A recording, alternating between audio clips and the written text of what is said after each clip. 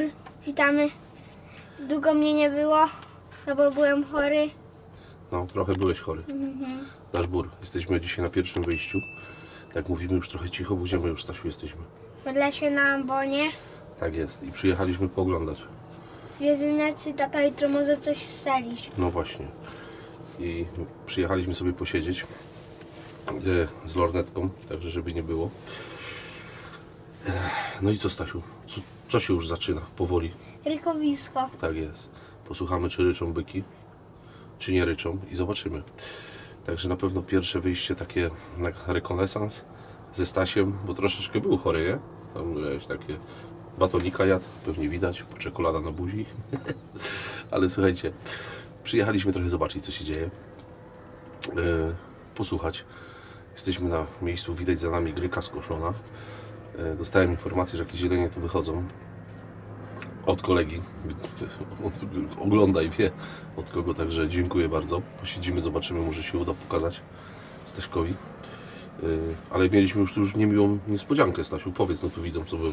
Zjechali na kładach. No bo i skąd nam wyjechali? Z lasu. No. No i właśnie tak nam przejechali tymi kładami, no trudno. Siedzimy, tak. Posiedzimy, zobaczymy. Mam nadzieję, że coś nam tutaj wyjdzie dzisiaj. Może jakiś dzik, Staszek? Albo byk. Byk. Albo co jeszcze może? Łania. Łania. Albo lis, no. A polowanie tak naprawdę chyba będzie w dalszej części odcinka, ponieważ jak dobrze wiecie, nie mogę zabierać go stricte na polowanie, ale zawsze mogę zabrać swoje dzieciaki do lasu. Zawsze mogę im pokazywać to łowiectwo, zawsze mogę im pokazywać polską przyrodę. Ja to robię często, bardzo często. I zabieram i dwójkę, i Stasiu ma większe parcie, nie? Staszek, kto woli do lasu chodzić? Ja. No, także Staszek to uwielbia. No ale na rykowisko jedziemy do domku Wyszyńskiego?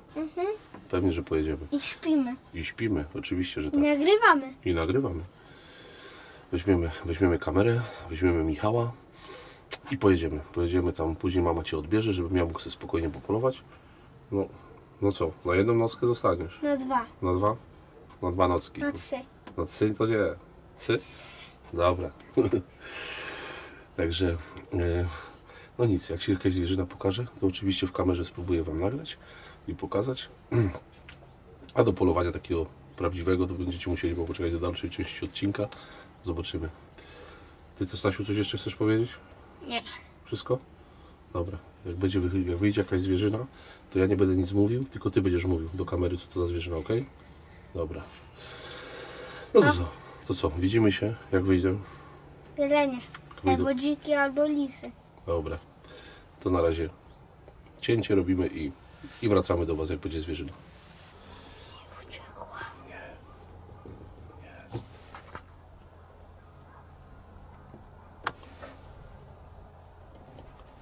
Widać ją. Widać ją. Koziu. Zabieraj mi moc.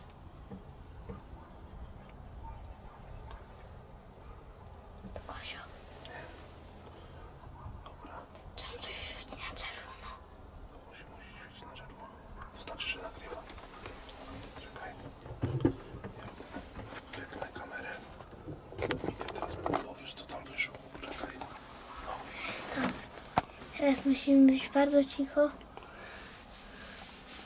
No bo wyszła nawet chwilą koza. Tata nią przed chwilą teraz nagrał.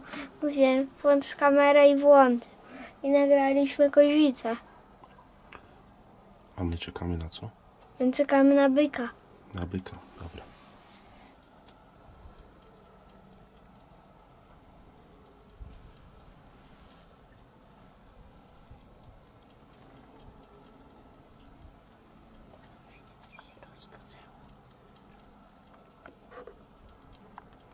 Teraz nam wyszła druga kozica.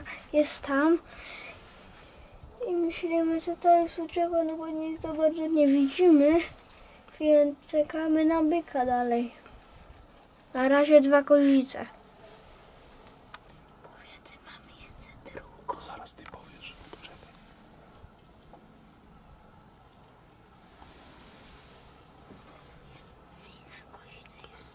Poczekaj.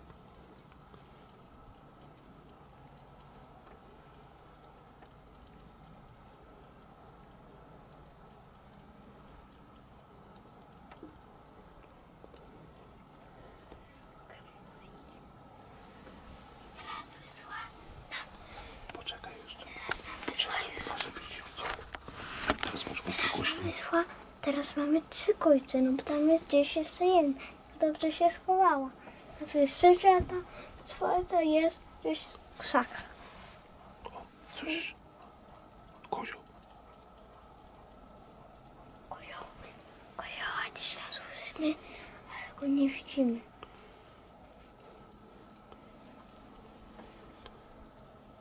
Ale na razie tylko kozice, nie? To jak będzie jest ten koziołka, tata? Gdzie? Widzę go trochę, jest na tej polanie. Daleko. Jest tam sobie.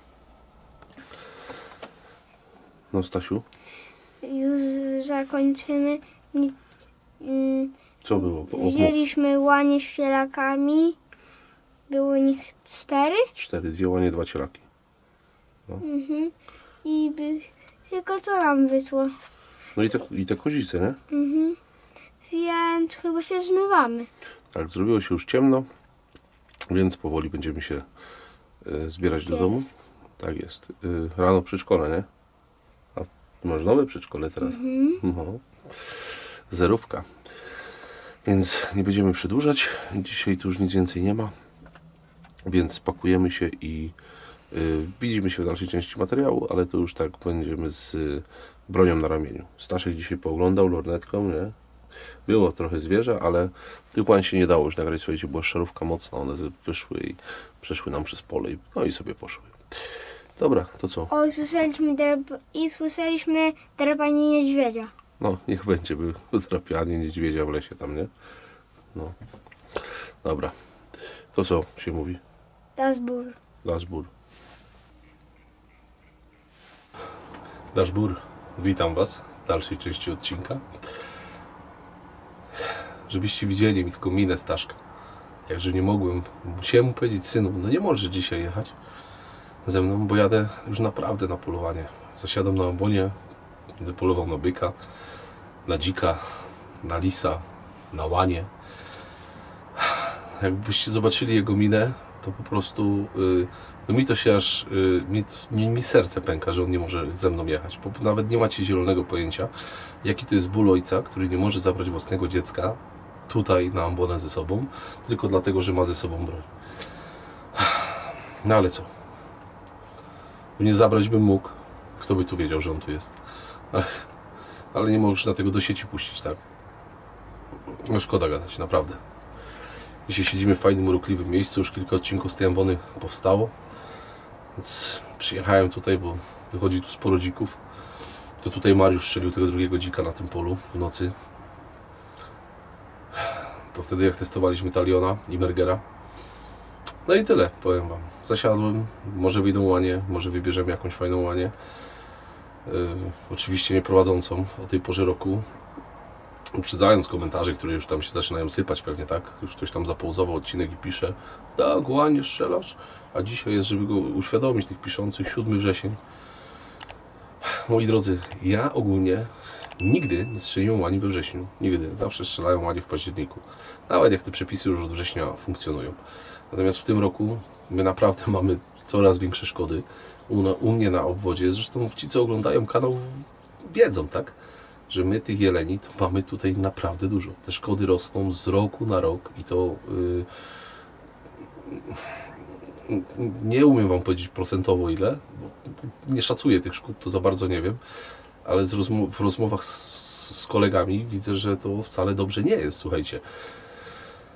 Koszt dzierżawy obwodów wzrósł nam, nie wiem, 5-krotnie, 6-krotnie.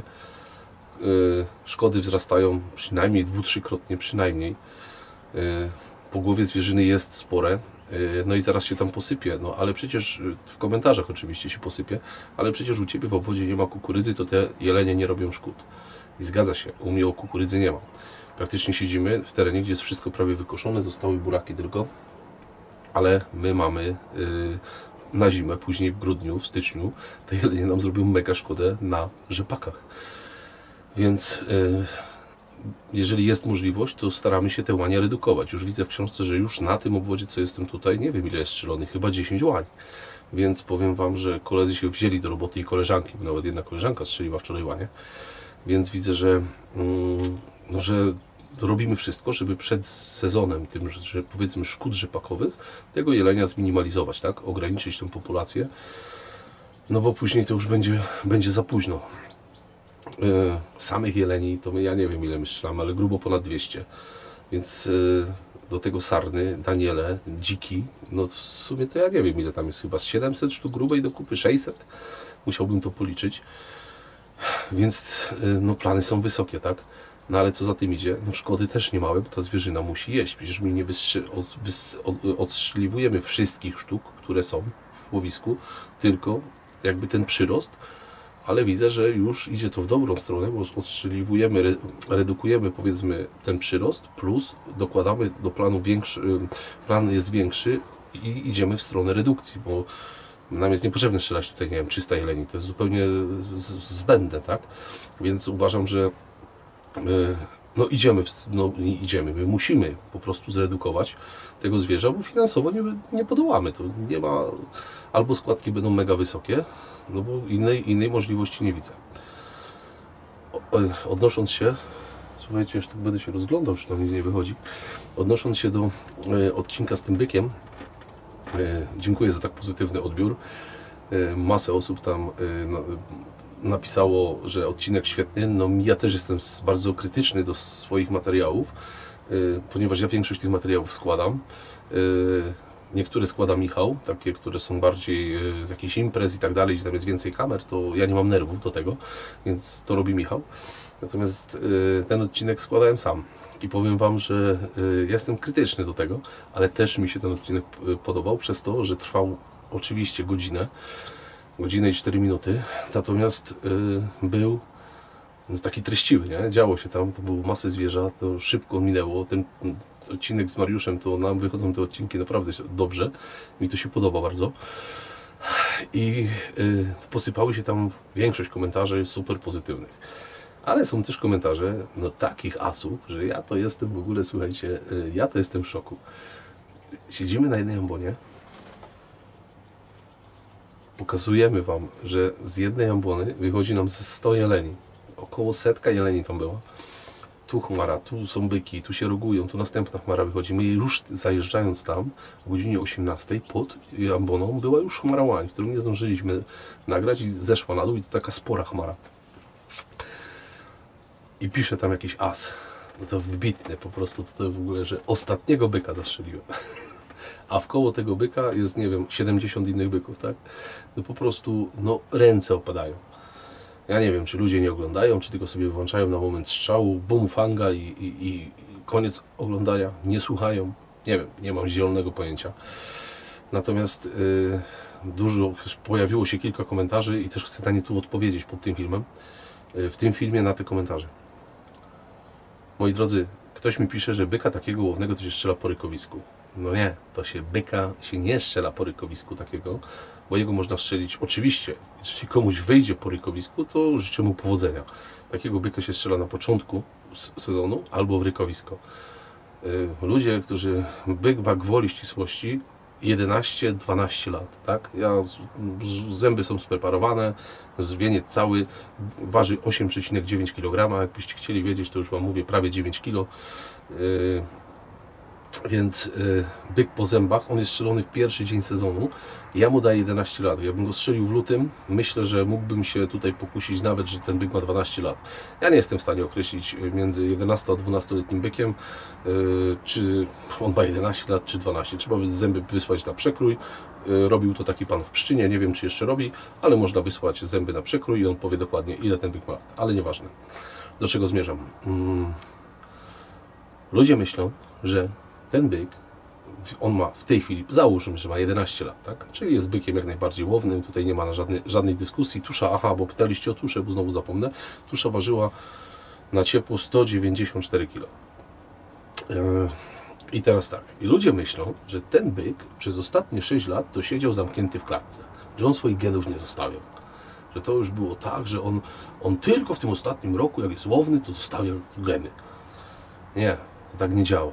To ktoś, kto jest chociaż troszeczkę, włącza myślenie, tak minimalnie, to doskonale o tym wie, że taki byk w wieku 11 lat przez ostatnie 5-6 lat brał aktywny udział w rykowisku.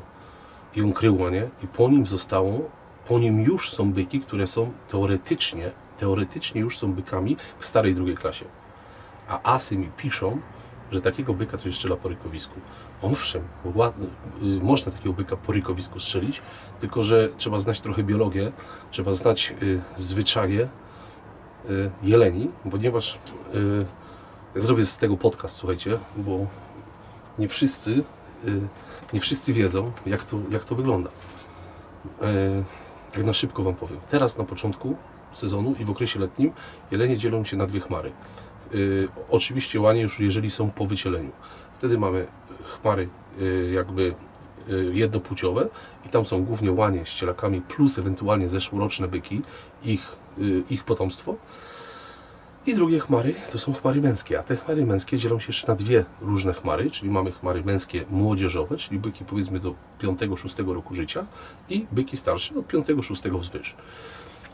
Jeżeli już się zlokalizuje taką chmarę, to one są mniej więcej u nas w obwodzie, na terenie Pogórza Sudeckiego, one są w tych chmarach do początku września, a później te chmary się automatycznie rozchodzą. Starsze byki odchodzą pierwsze od tych par, idą na rykowisko, z reguły wracają na rykowiska w te same miejsca, w których były poprzednio i tak to wygląda, tak? Więc dla mnie, że ten byk został strzelony na początku sezonu, to nie robisz żadnej różnicy, czy ja bym go strzelił w sierpniu, czy ja bym go strzelił w lutym, bo on już przez ostatnie 5-6 lat swoje geny zostawił. Poza tym strzelenie takiego byka po rykowisku to jest czysty przypadek i umówmy się na jedną rzecz, bo ja naprawdę nic już nie muszę, ja już mam tych byków strzelonych naprawdę sporo, dzików też dużo, natomiast ten byk był strzelony dla Was, dla widzów, pod kamerę, tylko i wyłącznie. Nie jest sztuką jechać na ambonę, usiąść, jak byki wychodzą po rykowisku, powiedzmy w listopadzie, w grudniu, na rzepak, siadacie na ambonie, zapinacie sobie nokto czy termo, jak już całkowicie ciemno i robicie bum, fanga, jest byk. No nie, to nie o to w tym chodzi. Naprawdę, nie o to w tym chodzi. Tutaj była możliwość nagrania tego w dzień. Były te byki zlokalizowane przeze mnie, wiedziałem gdzie są i kwestia była odrobiny szczęścia. Akurat może ten deszcz pomógł, że one się tak szybko ruszyły. W każdym bądź razie udało się byka upolować. I tyle na temat byka, więc byk z moich wstępnych pomiarów wychodzi mniej więcej 207 punktów. Do złota mu braknie, nie będzie złotomedalowy, tu od razu uprzedzam, także złoto to nie jest, ale myślę, że pogubił takie głupie punkty, słuchajcie. Ten nadoczniak jeden może być jednak przez komisję zaklasyfikowany jako nadoczniak, może nie będzie. No to takie wszystko na pograniczu. Nie ma rozłogi, ta rozłoga jest dosyć mała, ma potężne obwody róż, bo tam są róże mają 28, chyba 29 cm. Dolne, górne obwody są naprawdę duże, spore, więc jak na moje łowisko jest to byk, tutaj u mnie w tym kole jest to byk jeden z większych jaki padły. Więc no to tyle Wam mogę powiedzieć na temat tego byka. Zrobimy sobie w jednym z odcinków go wstawię, omówię Wam go, postawimy wieniec, pokażę Wam zęby. Także gdzieś tam w kolejnych może jakieś podsumowanie rykowiska zrobimy, zobaczymy. Także byk udało się go strzelić za dnia. Nie jest sztuką, Wam mówię, strzelić byka w nocy. Po rykowisku to już jest naprawdę u mnie w obwodzie mógłbym szukać tych jeleni gdzieś w górach, na lesie. W miesiącu koniec października, listopad, ale to by był czysty przypadek. Totalnie tam są połacie lasu, są, słuchajcie, ogromne, gęsto jest. Zresztą ci, co nie wiedzą, jak to u mnie wygląda, odsyłam do odcinków z poprzedniego rykowiska, tam przepolowaliśmy masę czasu. Tam jest trudny teren, tam się ciężko poluje, gęsto, tam widoczność jest bardzo ograniczona, więc to nie jest takie proste, jak się komuś wydaje. Natomiast później, jak one zimą zejdą, zimą można strzelić byka. Natomiast mówię, tutaj podjąłem decyzję, że byka strzelam na początku, w sierpniu. Byk był zlokalizowany, wiedziałem gdzie on jest, więc mówię, czy ja bym go strzelił w sierpniu, czy ja bym go strzelił w październiku. Nie robiłoby to żadnej różnicy w stosunku do tych poprzednich lat, w których swoje geny zostawił. No, a teraz sobie czekamy na łanie. Na łanie, na dziki. Pokażę Wam jeszcze nową broń, bo wszyscy pytają już na Facebooku, ci co śledzą social media, wiedzą. No ale to do Was za chwilę wrócę. Pokażę Wam nowy nabytek, który sobie kupiłem, bo tam zaraz się mogą posypać komentarze, że pewnie sponsorowany, no nie, sponsorowany nie jest, więc musiałem sobie go kupić. No ale już się w tej broni zakochałem i prawdopodobnie kolejne odcinki, które będą się ukażą po tym, no już będziecie widzieli mnie tylko z tą jednostką. No, ja jestem ogólnie rzecz biorąc zadowolony. Na razie nie będę Wam tutaj, no ale za chwilę do Was wracam. Słoika się odzywa, to znaczy, że coś się dzieje, coś tam, nie wiem czy to słychać, ale coś tam się może ruszyło przy rzece. Także zaraz Wam pokażę i powiem, dlaczego taki kaliber, dlaczego taka wersja, dlaczego taka optyka. Także zaraz do Was wracam. No jestem. Słuchajcie, mój nowy nabytek Blazer K95 w wersji Stucen, czyli w pełnym drewnie, tak jak sobie wymarzyłem kiedyś za dziecka. Lufa w oktagonie, nie wiem, słuchajcie, czy to wyostrzy mi tu ładnie, musiałbym tu, czekajcie, pykniemy, o.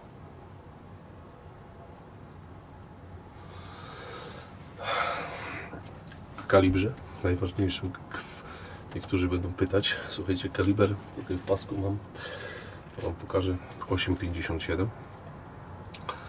Zaraz do kalibru dojdziemy, dlaczego ten kaliber. Przystrzelałem go na początku na amunicję RWS Speed Tip Pro, dlatego że strzelam dużo z 308 i do tego pocisku mam przekonanie, aczkolwiek nie ukrywam, że docelowo chciałbym go przystrzelać i tak zrobię. Wystrzelam tą paczkę do końca, przystrzelam go na normę Alaskę 12,7 grama, bo z tą kulą kiedyś polowałem, miałem kryjówkę Merkla B3, polowałem, też była w kalibrze 8,57 JRS i lufa śrutowa była 20 i tam strzelałem z tej normy Alaski i efekty były bardzo, bardzo dobre. Chyba była to jedna z lepszych elaboracji, jakie w kalibrze 8,57 JRS miałem. I docelowo sobie na tą amunicję przejdę, ale mówię, sprawdzę, jak Speed Tip Pro zachowuje się w kalibrze 8,57. Więc tak, wersja z krótką lufką, słuchajcie, nie ważyłem go, ale myślę, że z lunetą cały nie waży więcej niż 3 kg. Musiałbym sprawdzić. Lufa oktagonalna niezwykła. Dlaczego? Dlatego, że dla mnie lufa oktagonalna kojarzy się z bronią klasyczną, bardzo z bronią wiekową. Kiedyś widziałem takiego kolegę w sąsiednim kole, który miał sztucer Mausera z oktagonalną lufą, kaliber 8,57, no strasznie mi się to podobało. Jest to bardzo oryginalne. Kiedyś nawet Zeiss robił taką optykę, że tubus był oktagonalny, była tylko taka wersja 2,8 do 10 na 48, one były wszystkie na szynie i tubus był w kształcie oktagonu. No tutaj to ktoś może powiedzieć, że pozdrowienie dla Mirka Oknińskiego, powinien sobie takie coś kupić, nawet na polowaniu by miał przy sobie oktagon. Ale dojdźmy do kalibru. Czemu ten kaliber? Rozpatrywałem 3 kalibry, tak naprawdę. Pierwszy 7,65R. Zależało mi, jeszcze na początku Wam powiem, zależało mi na kalibrze jak najbardziej uniwersalnym, dlatego że ja bym chciał z tym kiplaufem polować jak najwięcej. Tutaj nie będzie żadnego tłumika na tym, nie będzie żadnego Nocto, nie będzie żadnego Termo, to Wam od razu mogę powiedzieć dzisiaj, że nie będzie nic takiego. Tu będziemy polować klasycznie. Całe rykowisko przepolujemy z nim. Łanie będziemy polować z nim. Mi już nie zależy na dupletach, na trypletach, choć znam osoby, które z kijówki, czy z kiplaufa, czy z drillinga robią dublety, tryplety. Nie ma z tym żadnego problemu. Kwestia wprawy w przeładowaniu. Natomiast 3 kalibry, które rozpatrywałem, to mówię 7,65R, 8x57 JRS i 9,374R. 7,65R odrzuciłem z tego względu, że do tej krótkiej lufy, ponieważ tu lufa ma 50 cm, uważałem, że jest to kaliber, który go prochy się nie dopalą w tak krótkiej lufie. I stwierdziłem, że jakby ta lufa miała 55, to pewnie bym się ich zdecydował na 7,65R, ale mówię, do takiej lufy może być za szybki. Musiałbym strzelać chyba najcięższą elaboracją, jaka by była, i stwierdziłem, że 7,65R odrzuciłem. Zostaje mi 8 i 9. Czemu 8, a nie 9? Dylematy były długie, naprawdę, rozpatrywałem to bardzo długo. No i powiem Wam, że dlatego, że dziewiątka, no będzie kopyto straszne, tak? Ja to chcę używać też na rogacze, chciałbym z nim polować też na kozy, dużo z podchodu i mówię, z tej dziewiątki, no kurczę, no trochę przerost formy nad treścią. Mówię, na byki rewelacja, na dziki rewelacja, tak? Dziewiątka, wiecie, że dużo poluję z dziewiątki. 9,362 to mój ulubiony kaliber w sztucerze i mówię, no nie, no tak sobie tak zastanawiałem się, ach, wiesz Kamil, mówię, może jednak zostań przy tej 8, no i został 8,57, długo na niego czekałem, chyba z 7 miesięcy. Jak już przyszedł, odebrałem go niedawno, no to był dylemat, jakie szkło założyć. No i kurczę, słuchajcie, myślałem, co za optykę, no kurde, czy Swarowskiego, czy Zeissa. No i tak przeglądałem wszystkie dostępne, jakie były w sklepie i mówię, w Afryce polowałem z tą lunetą Blazer B2, 2,12,50, a wchodziło w grę lunety ze światłem albo 50, albo 42. Nie wchodziło tu żadna 56, to od razu Wam mówię, nie było takiej możliwości, bo nie chciałem. Musiała być albo 50, bardziej wolałem 50, wiadomo, na byki można polować godzinę po zachodzie słońca, ale są sytuacje takie, że gdzieś macie w lesie, robi tego światła jest coraz mniej, w lesie liściastym, mówię, lepiej tego światła mieć więcej, byk to nie zając, więc mówię, tutaj trzeba precyzyjnie widzieć, do czego się strzela, wiedzieć przynajmniej dokładnie, gdzie ten krzyż położyć, więc mówię, niech będzie 50. No i tak sobie przykładałem w sklepie jedną, drugą, trzecią, oczywiście musiała być na szynie, na objemy, to nie, w ogóle mi te objemy by tu nie pasowały. No więc się tak biłem z myślami, no i stanęło na wersji na Blazerze B2 2,12,50. Czy dobrze, czy niedobrze? No nie wiem, powiem Wam, że chciałem tą B1 2,8 do 20 na 50, natomiast mówię, nie było, po prostu nie było. I mówię, ach, już nie będę czekał znowu, więc montaż miałem, bo tu jest, Blazer ma tą samą szynę co Zeiss, więc kupiłem wszystko razem, przywiozłem, poskręcałem, słuchajcie, pojechałem na strzelnicę, przystrzelałem, no można w muchy strzelać, także kulka w kulkę wchodzą, skupienie mega fajne. No co Wam powiem, no tylko polować, tak? Więc K95 będziecie widzieli często. Czekam na jeszcze jednego, na BD14, ale to jeszcze nie wiem, czy do końca roku będzie. Więc ja jestem tradycjonalistą, idę w tą broń łamaną bardziej, jakoś mi to tak bardzo, bardzo leży. Nie wiem, dla mnie takie bardzo myśliwskie jest. To takie spełnienie marzenia z dzieciństwa. Ja jak byłem nie wiem, z Markiem takim małym, to miałem książki łowieckie i jak znajdę tą książkę, to zrobię Wam zdjęcie, jak nie znajdę u siebie, może u moich rodziców została w domu, to postaram się poszukać w necie i Wam wstawię, tak, żebyście zobaczyli, z którą książkę jako, nie wiem, 10-latek czytałem, czy tam 12, już nie pamiętam, i tam były właśnie takie rozdział 1 odnośnie broni i o dwóch rzeczach tam po prostu zamarzyłem. Pierwszy to był ekspres horyzontalny, który już mam w kalibrze 8,57 JRS, a drugi to był Kiplauf. No i teraz to, że on jest w pełnym drewnie, to, że on ma ten kaliber tradycyjny, no bo odrzuciłem wszystkie, słuchajcie, 30-6, 308, bo to nie jest kaliber do broni łamanej, tak? No to powiem Wam, że no w końcu dopiąłem swego i sobie kupiłem, także mam swojego Kiplaufa i w tym momencie R8 poszła tak trochę na bok, pewnie zostanie tylko na jakieś nocne dziki i zbiorówki. Natomiast rykowisko, podchód, las, jelenie, ruja pewnie w przyszłym roku, no to już z Kiplaufem będziemy polować. No tak pokrótce, tak że będziecie go widzieli więcej. Pewnie ten odcinek będzie trochę przydługi, no ale standardowo u mnie. Więc, no więc co, teraz już się kończymy. Słońce powoli się już chowa, tam się już nam chyba widzicie sami, że się lekko ten jasność słońca na desce z tyłu za mną przesuwa. Więc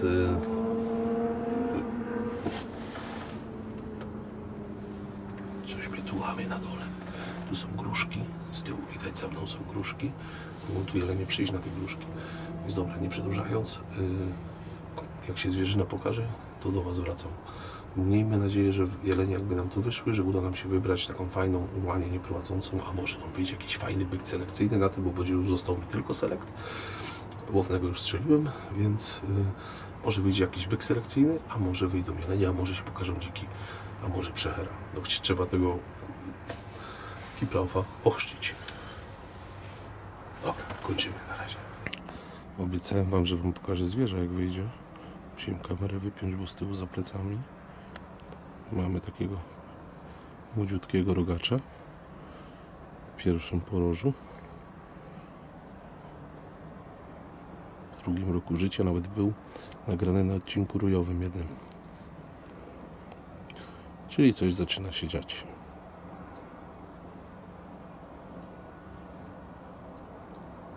Z przodu wyszedł drugi rogacz, słuchajcie, też młodziutki.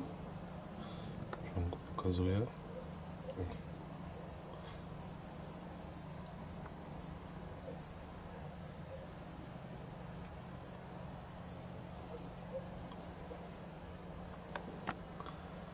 Zagląda mocno do wąwozu, tam są jabłka, gruszki. Może tam już jelenie gdzieś są. Cały czas się ogląda do tyłu i patrzy w dół.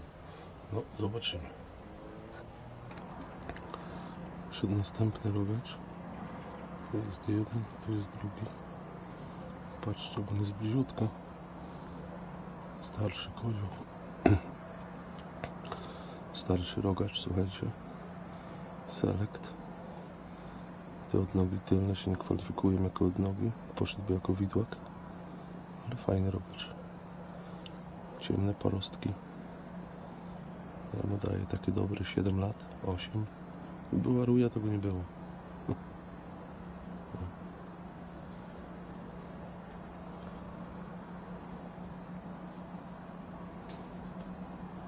Na razie tylko sarny.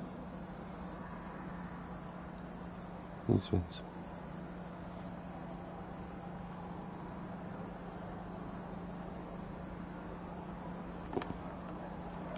Kurczę, nie wziąłem wabika. Patrzcie, tutaj mamy, jak to wyostrzy. Tu jest nasz rogacz, ten starszy. Tu mamy 3 sarny następne, a tu co mamy? Przed chwilą siedział na balocie. Ale może tu przyjdzie bliżej. Na razie jest za daleko na strzał. Piękna ruda kita. Biały kwiatek na końcu. Piękny przychera. Kurczę, nie wziąłem wabika. Szkoda. Jakbyście wy potrzebowali wabika, to zapraszam na stronę sudeckostoja.com i tam możecie kupić. Nie miał wabik, to byście zobaczyli, jaki skuteczny. O, rogacz usłyszę. Ten co był tu blisko.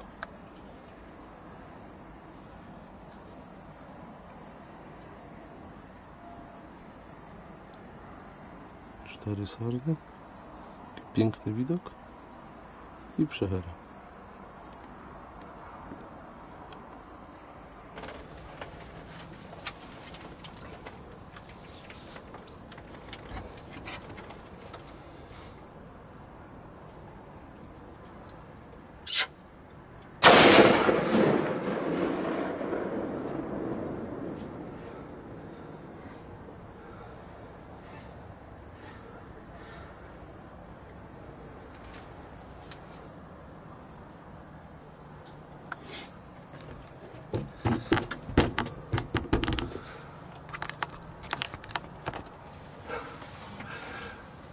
No i przyszedł, słuchajcie. Miałem taką sytuację, że musiałem kamerę odstawić, przystawić zupełnie na bok.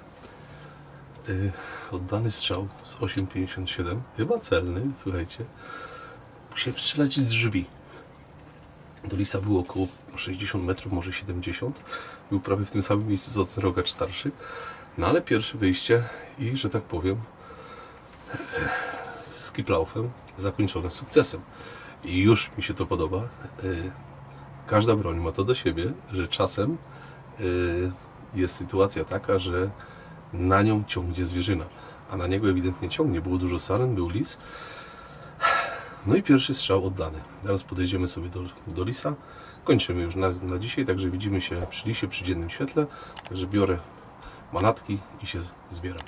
Także zaraz do Was wracam, już tam na dole. Jedziemy sobie powoli. do miejsca, gdzie był przechera. Spoko, to mój telefon tylko, to nie kaczki lecą.